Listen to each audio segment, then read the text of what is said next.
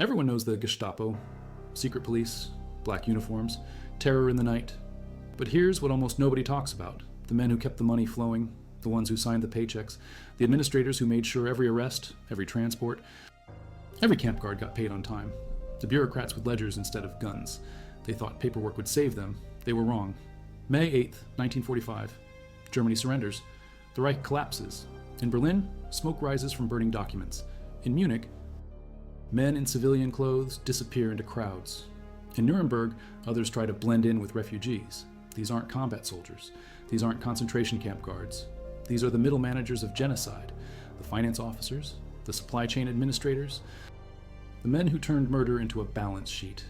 The Gestapo wasn't just interrogators and executioners. It was an organization. 8,000 detectives in 1941 across the German Reich. By 1944, personnel lists at the Reich Security Main Office showed tens of thousands more when you count administrative staff. Someone had to pay them. Someone had to manage the budgets. Someone had to process the seized property, the confiscated gold, the wealth stripped from victims. Department C of the Gestapo, Administration and Party Affairs, Central Administrative Office, card files on all personnel, every official documented, every transaction recorded. If you value documented history like this, subscribe. It's the best way to support our work. Also, comment from which city you're hearing this from. This script is researched and factual, using sources from the National Archives' declassified CIA files on Heinrich Müller, released in 2001. The Nuremberg trial proceedings documented at Harvard Law School's Nuremberg Trials Project, and trial records from the United States Holocaust Memorial Museum published in their Holocaust Encyclopedia. Now back to the information. The Allies knew the names, they had the lists. When American forces captured Munich in April 1945, they found something the Nazis couldn't destroy in time: the complete membership records of the Nazi Party. 1.5 million members who joined before Hitler took power. Hardcore? Another 7 million after? The Allies called it the Hollerith machine, an IBM data system in Paris processing verification forms. By September 1945, 82,000 Germans sat in internment camps. By the end, over 400,000 detained between 1945 and 1950. But they needed a system. They needed categories. The London Agreement of August 8, 1945, established the framework. The International Military Tribunal would try the leaders, but what about everyone else? What about the men who never pulled a trigger but made sure the bullets were purchased, shipped, and paid for? The Gestapo was declared a criminal organization, October 1st, 1946. The tribunal handed down the verdict. 4 organizations convicted: the leadership core of the Nazi Party, the SS, the SD, and the Gestapo. If you were a member, you were liable. Membership alone could send you to trial, but the top of the Gestapo was already gone. Heinrich Müller, Gestapo chief, last seen in the Führer bunker on May 1st, 1945. Disappeared. The CIA searched for years. Released files in 2001 show they never found him, never confirmed his death. The most senior Nazi never captured. Ernst Kaltenbrunner took his place in the dock. Chief of the Reich Security Main Office after Heydrich's assassination in 1942, the RSHA controlled the Gestapo, the criminal police, the SD intelligence service. Kaltenbrunner oversaw it all. His trial began November 20th, 1945. At the Palace of Justice in Nuremberg, he sat with 21 other defendants, 22 major war criminals. The world watched. The charges: crimes against peace, war crimes, crimes against humanity, conspiracy. Kaltenbrunner faced them all. The evidence: hundreds of tons of documents. Footage from liberated concentration camps, testimony from survivors. The prosecution detailed the Gestapo's role: arrests without trial, protective custody that meant death, deportations, executions. The numbers climbed. Millions imprisoned, hundreds of thousands murdered. The judges deliberated. September 30th, 1946, they reached their conclusions. October 1st, they announced the verdicts. Kaltenbrunner, guilty on counts 3 and 4, war crimes and crimes against humanity. The sentence: death by hanging, October 16th, 1946, at 2:11 in the morning. The trap door opened. Kaltenbrunner dropped. 13 minutes later, he was pronounced dead. 10 men hanged that night: Hans Frank, Wilhelm Frick, Alfred Jodl, Wilhelm Keitel, Joachim von Ribbentrop, Alfred Rosenberg, Fritz Saukel, Arthur Seyss Inquart, Julius Streicher, all executed within 2 hours. Hermann Goering should have been the 11th, founder of the Gestapo in 1933, commander of the Luftwaffe, Hitler's designated successor, sentenced to death, but hours before his execution, Goering bit down on a cyanide capsule hidden in a jar of skin medication. Suicide at 11:45 on October 15th. The Allies photographed his body, then they cremated all 11 corpses, scattered the ashes in a river. No graves, no shrines, nothing for followers to worship. But that was just the beginning. The International Military Tribunal ended. The subsequent Nuremberg trials started. 12 more proceedings between 1946 and 1949. Different targets: doctors who experimented on prisoners, judges who sent innocents to death, industrialists who used slave labor. And in Case 4, the Pole trial, the administrators, January 13th, 1947, 18 men indicted, all members of the SS Main Economic and Administrative Office, the WVHA. This was the money. This was the bureaucracy. SS Obergruppenführer Oswald Pole sat as chief defendant. The WVHA controlled SS finances, supply systems, business projects. It ran the concentration camps. The concentration camps inspectorate reported to Pole. Every camp commandant answered to his office. Every prisoner work detail. Every slave labor contract. The prosecution laid it out. Pole incorporated the concentration camp inspectorate into the WVHA on March 13th, 1942. He put it in writing. A memo about using prisoners for labor. He wanted efficiency, maximum economic value from every inmate. His office created tables, calculating worth per prisoner, labor value minus food and clothing costs, profit from confiscated valuables, revenue from selling bones and ashes after cremation. The average concentration camp prisoner lived 9 months, valued at 1,630 Reichsmarks. Pole's staff sent the spoils to Berlin: gold fillings from Jewish victims, watches, clothing, jewelry, hair. The WVHA cataloged everything, set prices, shipped it to the Reichsbank. Director Emil Poole received the crates, all marked WVHA. The prosecution showed the documents: Pole's signature on orders, his initials on reports, his organizational charts showing the chain of command, 10 million people imprisoned in the camps his office managed, tens of thousands worked to death, hundreds of thousands murdered. The trial lasted from April 8th to September 22nd, 1947. The tribunal delivered judgment November 3rd. 4 defendants sentenced to death by hanging, including Pole. 3 got life imprisonment. 8 received prison terms from 10 to 25 years. 3 were acquitted. Pole was executed. June 8th, 1951, hanged in Landsberg prison. Same place Hitler wrote Mein Kampf in 1924. Different ending. But the Pole trial focused on SS economics. What about the Gestapo's financial administrators? They fell into different categories. Some faced trials in occupied zones. Some went through denazification. Some simply disappeared. The denazification program, the other hammer. Every German over 18 in the American zone had to fill out a questionnaire. The Fragebogen, 131 questions. Your name, your education, your military service, every Nazi organization you joined. When you joined, what positions you held, what you did. 5 categories assigned based on answers: major offenders, offenders, lesser offenders, followers, and exonerated persons. By December 1945, 500,000 forms processed, but 4 million forms remained backlogged from prisoners of war. 7 million total cases projected.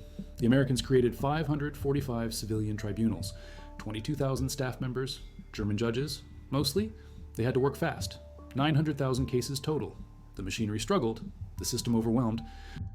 Major offenders went to trial first: SS members, Gestapo officers, high-ranking administrators. If you worked in Department C of the Gestapo, you answered questions. Where did you work? What were your duties? Who did you report to? What did you know? The tribunals investigated. They had the Nazi Party's complete membership list. They had organizational charts. They had pay records. They had the documents showing who signed what, who approved what, who knew what. Lower Franconia in Bavaria, 22 Gestapo officers for over 840,000 inhabitants. Würzburg included. They relied on denunciations, citizens informing on citizens. The Gestapo couldn't watch everyone, so Germans watched each other. In Saarbrücken, 50 full-time informers in 1939. In Nuremberg district, Hurs 80 to 100 informers between 1943 and 1945. After the war, informers faced tribunals too: collaborators, enablers. Denmark had 550 uniformed Danes working with the Gestapo in Copenhagen, arrested after liberation. France had the Carling, French Gestapo, 30,000 to 32,000 members working for the Nazis, operations indistinguishable from their German counterparts. After liberation, trials, executions, imprisonments, the French didn't forgive. The RAF investigated specific Gestapo crimes. The Stalag Luft III murders. March 24th, 1944, 76 Allied airmen escaped from the prison camp. 73 recaptured. Adolf Hitler personally ordered executions. More than half must die. Heinrich Himmler fixed the number, 50. The Gestapo got the assignment. They took prisoners out in cars, supposedly returning them to camp, stopped in the countryside, told the men to relieve themselves, then shot them from behind. Pistols and machine pistols at close range. Bodies cremated. Ashes returned to the camp in urns. Wing Commander Wilfred Bowes led the investigation. 5 officers and 14 NCOs. Started 17 months after the murders. A cold case. The perpetrators had Gestapo resources, false identities, forged papers, orders to disappear at surrender. But Germany's meticulous bookkeeping helped. Crematorium records, eyewitness accounts, confessions. The investigators identified 72 men guilty of murder or conspiracy to murder. 69 accounted for. Trials followed. Convictions. Hangings. But most Gestapo administrators never faced dramatic trials. They went through denazification tribunals. They filled out questionnaires. They waited for judgments. The tribunals categorized them. Offenders might lose their jobs, pay fines, serve time in labor camps. Lesser offenders got lighter sanctions. Followers, the largest category, often received minimal punishment. Many were exonerated. The Cold War changed everything. By 1947, the Americans needed Germany against the Soviets. Denazification slowed, standards loosened, the commitment faded. In 1949, West Germany's first chancellor, Konrad Adenauer, opposed further denazification. He wanted integration, not exclusion. Bring the old Nazis into the new republic, move forward, not backward. By 1950, 17 former Gestapo and SD members worked in West Germany's foreign ministry, 43 active SS members too, the proportion of Nazis higher than under Hitler himself. General George Patton questioned the whole approach in 1945. He wrote, "It was impossible to run Germany without people who'd paid lip service to Nazism. Too many joined the party to keep their jobs. Too many needed now to rebuild." The Americans couldn't find enough qualified Germans who'd stayed clean, so they compromised. They accepted the tainted. The French were pragmatic from the start. They focused on top civil servants and major industrialists. 13 Germans categorized as major offenders in their zone. That's it. 13. They called it a golden mean between severity and leniency. It served French interests, keep Germany weak but functional. The British prioritized efficiency over purity. They needed German administrators to help manage the occupation. Food shortages, housing crises, destroyed infrastructure. They looked the other way on many lower-level Nazis. The Soviets went hardest. Denazification was revolutionary transformation in their zone. Nazi party members arrested, beaten, interned. The NKVD ran the camps. Same administration as the Gulag back home. By 1948, the camps held thousands. Some were Nazis, some were just opponents of communism. The Soviets didn't distinguish carefully. By March 10th, 1948, Order Number 35 ended denazification in the Soviet zone. Job done, by their measure. In 1949, East Germany granted amnesty, civil rights restored to former Nazis and officers. The slate wiped clean for those who'd served the new regime.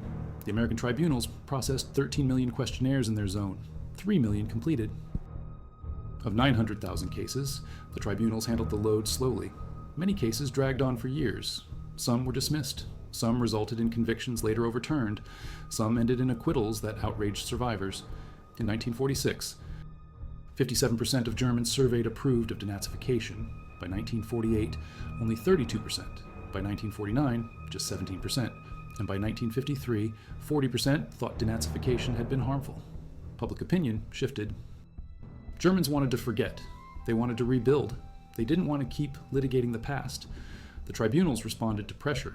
They became more lenient, more willing to accept excuses, more ready to exonerate. The Fragebogen became a joke. Germans learned the right answers.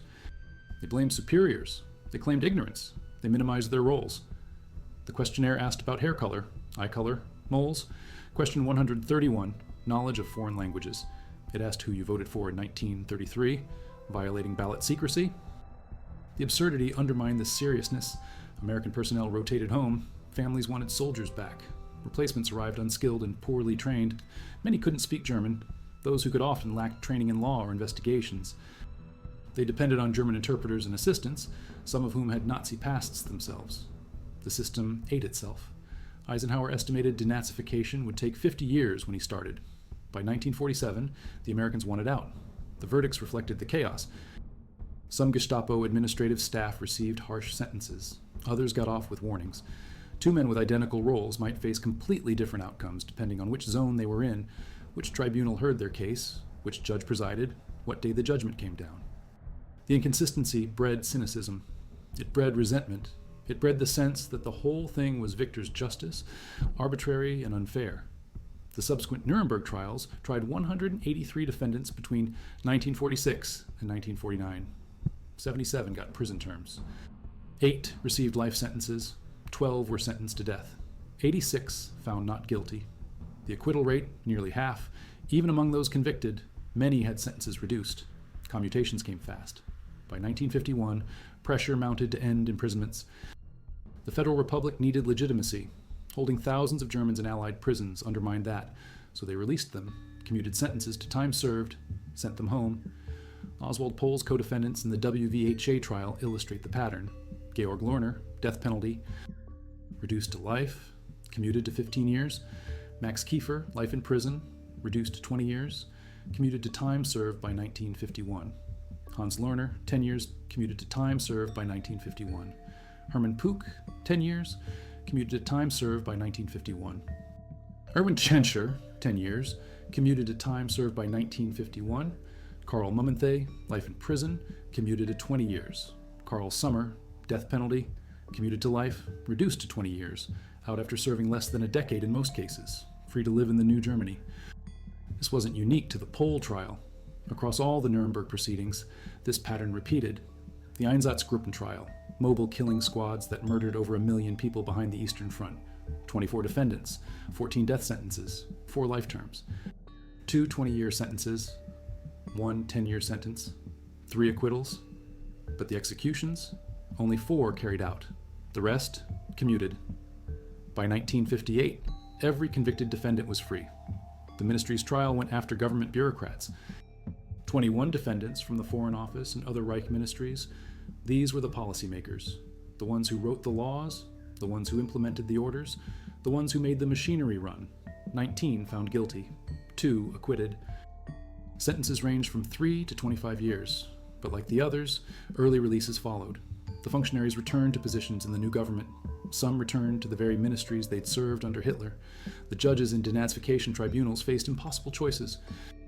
A finance officer for a Gestapo regional office, did he commit crimes?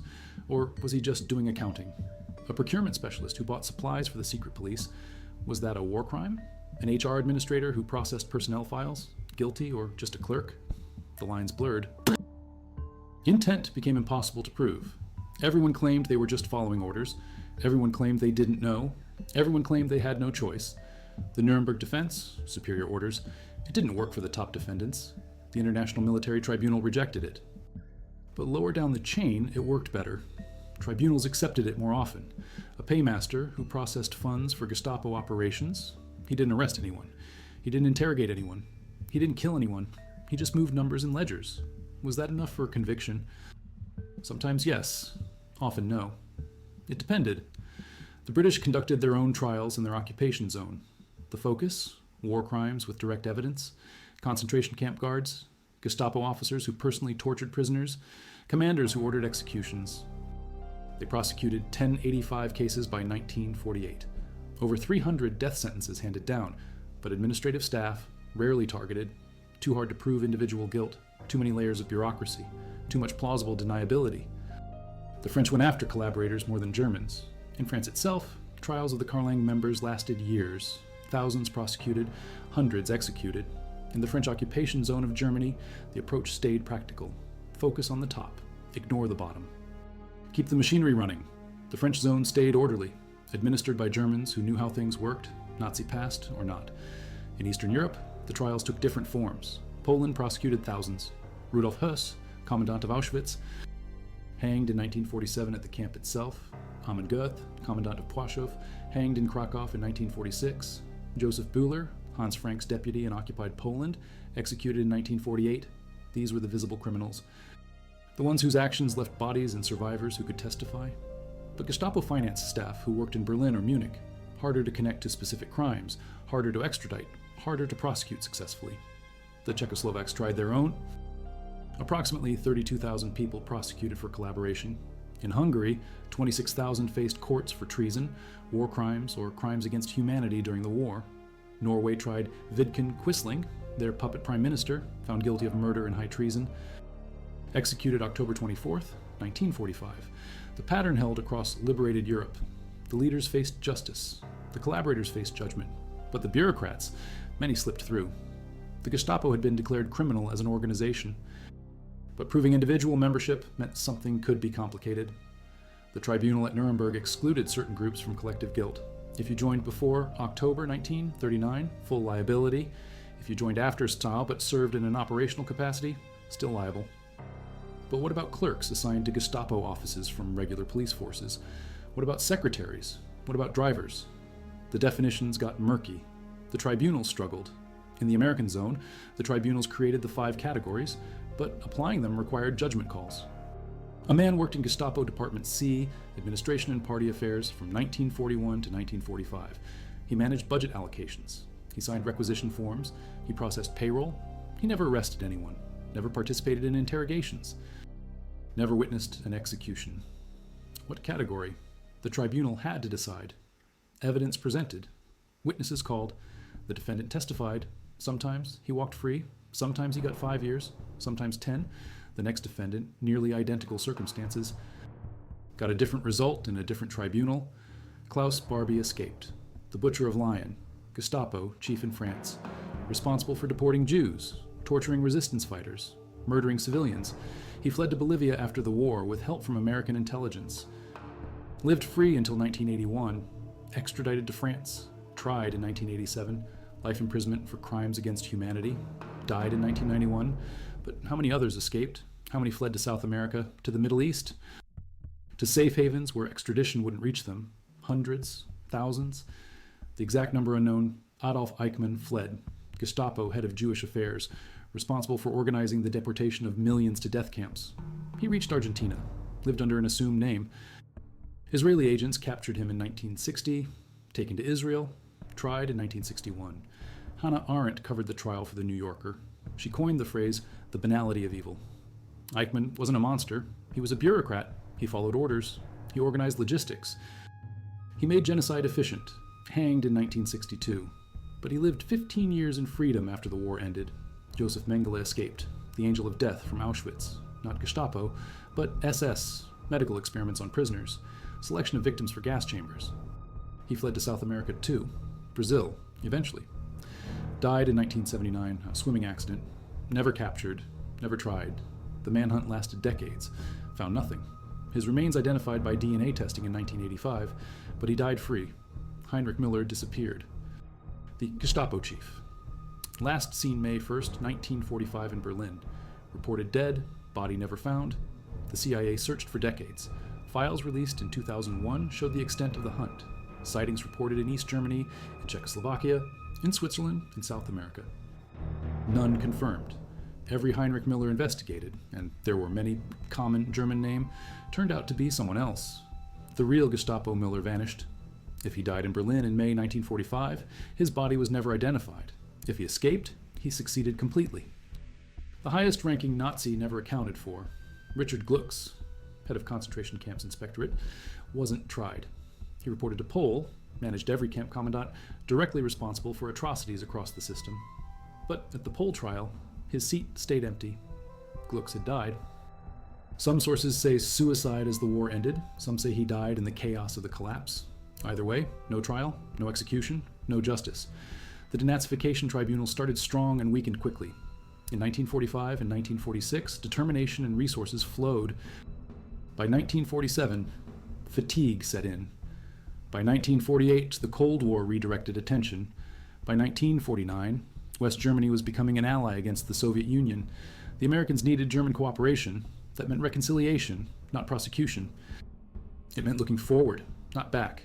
It meant bringing former Nazis into the new state, not keeping them in internment camps. The results showed in the numbers. In 1946, 6% of Germans called the Nuremberg trials unfair. By 1950, 1 in 3. In 1946, 37% in the US zone said exterminating Jews and Poles wasn't necessary for German security, meaning 63% accepted the justification or remained neutral. In 1952, 37% said Germany was better off without Jews on its territory. 25% had a good opinion of Hitler. These were survey results 7 years after the war, 7 years after liberation of the camps, 7 years after Nuremberg. The post-war German universities showed the continuity. Professors who taught Nazi racial science kept their positions. Judges who sentenced innocents under Nazi law returned to the bench. Police officers who served in the Gestapo joined the new criminal police. In 1950, I'm ties. Half the foreign ministry employees were former Nazis, more than under Hitler. 17 Gestapo and SD members in that ministry alone. The system absorbed them. The system needed them. They had the expertise. They knew the procedures. They spoke the languages. They had the contacts. So they stayed. Article 131 of the West German Constitution technically banned former Nazis from civil service, but exceptions multiplied. Adenauer's integration strategy prevailed. By 1953, the ban was essentially meaningless. Former Nazis served in the Bundestag. Former Nazis led ministries. Former Nazis commanded police departments. Former Nazis taught in schools. The denazification effort collapsed into amnesty. The 1960s brought change. The student revolution in 1968 raised questions the previous generation avoided. German students demanded accountability. They asked their professors, their parents, their leaders, "What did you do? Where were you? What did you know?" They called it real denazification. The kind that should have happened in 1945. They named targets, Nazi judges, Nazi prosecutors, Nazi legislators, Nazi police, Nazi bureaucrats, Nazi teachers, Nazi professors, Nazi journalists.